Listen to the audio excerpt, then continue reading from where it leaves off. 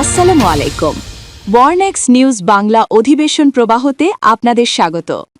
আজ London studio থেকে আছি আমি ইভা রহমান, আর ঢাকায় আমার সাথে রয়েছেন রাফি আলম। চলুন শুরু করি আজকের গুরুত্বপূর্ণ সংবাদ। জানিয়ে দিব আজকের গুরুত্বপূর্ণ সব আপডেট। আন্তর্জাতিক সংবাদ প্রথমেই জানিয়ে দিব ইরানের জাদুকরী শক্তি আছে, যে কারণে জিতবেই ইরান, হারবেন ডোনাল্ড ট্রাম্প। এরপর আরও জানিয়ে দিব ইরান এক আগ্নেয়গিরি, যে কোনো সময় বিস্ফোরণ।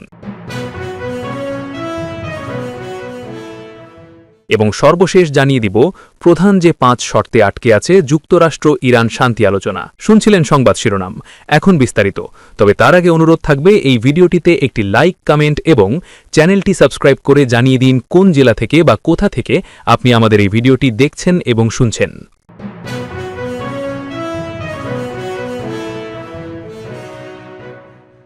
মধ্যপ্রাচ্যের ইতিহাসে বারবার একটি বিষয় স্পষ্টভাবে উঠে এসেছে, আর তা হল অপমান ও দমনপীড়ন শেষ পর্যন্ত তীব্র প্রতিরোধের জন্ম দেয়। এই বিষয়ে অন্যতম গুরুত্বপূর্ণ উদাহরণ হল ইরান। দীর্ঘদিনের বিদেশি হস্তক্ষেপ ও রাজনৈতিক চাপের মুখে শক্ত প্রতিরোধ গড়ে তুলেছে দেশটির জনগণ। সাম্প্রতিক সময়ে মার্কিন প্রেসিডেন্ট ডোনাল্ড ট্রাম্পের নীতির প্রেক্ষাপটেও এই ঐতিহাসিক বাস্তবতা নতুন করে আলোচনায় এসেছে। ইরানে প্রতিরোধের ইতিহাস অনেক পুরনো। 1892 সালের সেই বিখ্যাত তামাক বয়কট থেকে শুরু করে 1906 সালের সংবিধান আন্দোলন কিংবা 1951 সালে মোসাদ্দেকের তেল সম্পদ জাতীয়করণের প্রতিটি পদক্ষেপে ছিল বিজাতীয় শাসনের অবমাননার বিরুদ্ধে ইরানের এক ঐতিহাসিক প্রতিবাদ। 1953 সালে আমেরিকা ও ব্রিটেনের ষড়যন্ত্রে যখন ইরানের গণতান্ত্রিক সরকারকে উৎখাত করা হলো, তখন থেকেই সাধারণ মানুষের মনে যে ক্ষোভ দানা বেঁধেছিল, তারই চূড়ান্ত বিস্ফোরণ ঘটেছিল 1979 সালের ইসলামী বিপ্লবের মাধ্যমে। বর্তমান মার্কিন প্রশাসনের সবচাইতে বড় ব্যর্থতা হল তারা ইরান কিংবা এই অঞ্চলের রাজনৈতিক ও সাংস্কৃতিক বিবর্তন বুঝতে সম্পূর্ণ ব্যর্থ। আর তাদের এই অন্ধত্বই ইরানের সঙ্গে বর্তমান উত্তেজনার প্রধান কারণ হয়ে দাঁড়িয়েছে। সম্প্রতি ইরানের নেতৃত্বকে উন্মাদ বলে গালি দিয়েছেন এবং অবজ্ঞার সুরে কথা বলেছেন ডোনাল্ড ট্রাম্প। এর মাধ্যমে ইরানের জনগণের মধ্যে জাতীয়তাবাদী ঐক্যের বিস্ফোরণ হয়, ফলে মার্কিন আধিপত্যের বিরুদ্ধে ঢাল হয়ে দাঁড়ায় গোটা ইরান। বিশেষজ্ঞদের মতে ডোনাল্ড ট্রাম্প এই অঞ্চলের মানুষের আবেগ এবং ধর্মীয় শ্রদ্ধাবোধকে বুঝতে মারাত্মক ভুল করেছেন। ইরানের সর্বোচ্চ নেতার মতো ব্যক্তিত্বকে সরাসরি লক্ষ্যবস্তু করা কোটি কোটি মানুষের ধর্মীয় অনুভূতিতে চরম আঘাত হানার সমতুল্য। ট্রাম্পের এই পেশি শক্তি প্রদর্শনের রাজনীতি মধ্যপ্রাচ্যে কেবল ঘৃণায় বাড়িয়েছে। ইরানের বিরুদ্ধে কোনো দেশই কেবল শক্তির জোরে দীর্ঘস্থায়ী আধিপত্য বজায় রাখতে পারেনি, আর বিষয়টি আমেরিকার স্বার্থের জন্যই এখন বড় হুমকি হয়ে দাঁড়িয়েছে। লেবানন কিংবা ফিলিস্তিনের মতো ছোট দেশগুলো অসম শক্তির বিরুদ্ধেও মাথা নত না করে লড়াইয়ের পথ বেছে নিয়েছে।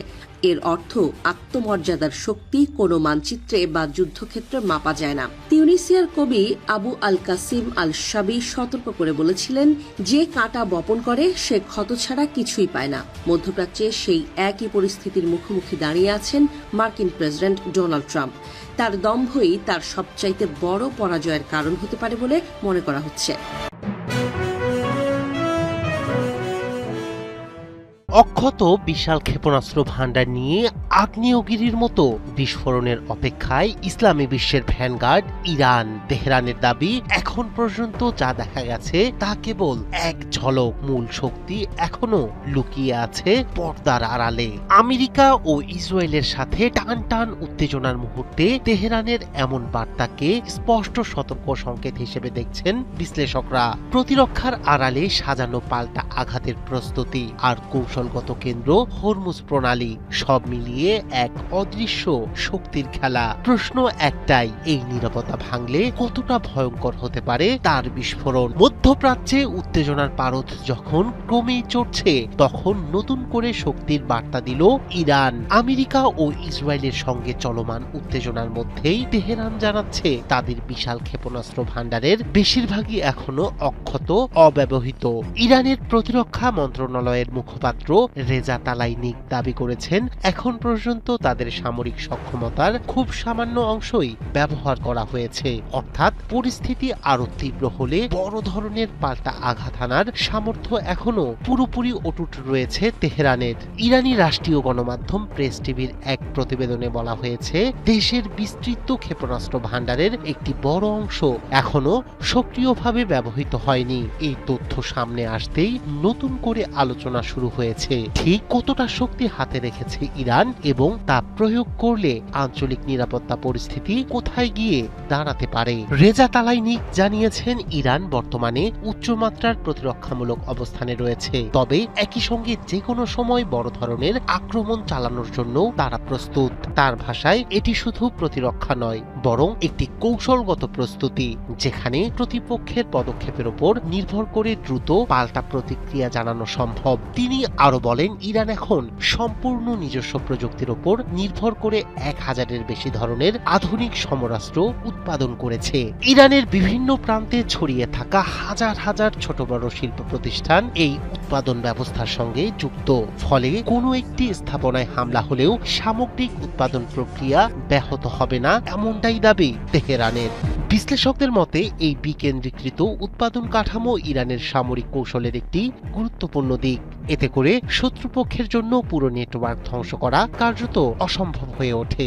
এদিকে কৌশলগতভাবে গুরুত্বপূর্ণ হরমুজ প্রণালী নিয়েও নিজেদের অবস্থান স্পষ্ট করেছে ইরান। দেশটির মুখপাত্র জানিয়েছেন, এই প্রণালীটি তাদের জন্য একটি নিয়ন্ত্রণের প্রধান হাতিয়ার। এর মাধ্যমে পার্শ্ববর্তী জলসীমার উপর সরাসরি প্রভাব বিস্তার করা সম্ভব, যা যে কোনো আঞ্চলিক সংঘাতে বড় ধরনের ভূমিকা রাখতে পারে। বর্তমান প্রেক্ষাপটে ইরানের এই বক্তব্যকে অনেকেই কৌশলগত বার্তা হিসেবে দেখছেন, অর্থাৎ সরাসরি সংঘাতে না গিয়েও শক্তির প্রদর্শনের মাধ্যমে প্রতিপক্ষকে সতর্ক করে দিচ্ছে তেহরান। প্রায় 2 মাস ধরে চলা যুদ্ধের পর যুক্তরাষ্ট্র এবং ইরানের মধ্যে আলোচনা শুরু হলেও দুপক্ষের মধ্যে বড় ধরনের মতপার্থক্য এখনো রয়েই গেছে। এই দুদেশের মধ্যে একটি স্থায়ী চুক্তিতে পৌঁছানোর ক্ষেত্রে বাধা হয়ে আছে বেশ কিছু শর্ত। এর মধ্যে প্রধান 5 শর্ত তুলে ধরেছে কাতার ভিত্তিক গণমাধ্যম আল জাজিরা। এখানে শর্তগুলি তুলে ধরা হল। প্রথম শর্ত, পারমাণবিক কর্মসূচি। যুক্তরাষ্ট্র চায় ইরান তাদের পারমাণবিক কর্মসূচি পুরোপুরি বন্ধ করে দিক, তবে ইরান এ দাবিতে রাজি নয়। তেহরান বলছে, পারমাণবিক কর্মসূচি বন্ধে যে কোনো ধরনের বিধিনিষেধ শুধু নির্দিষ্ট কয়েক বছরের জন্য হতে পারে, স্থায়ীভাবে নয়। দ্বিতীয় শর্ত, ইউরেনিয়াম মজুত। ইরানের কাছে বর্তমানে 400 কেজি বা 880 পাউন্ড উচ্চ মাত্রায় সমৃদ্ধ ইউরেনিয়াম মজুত রয়েছে। মার্কিন প্রেসিডেন্ট ডোনাল্ড ট্রাম্প চান এই ইউরেনিয়ামের পুরোটা যুক্তরাষ্ট্রের হেফাজতে থাকবে।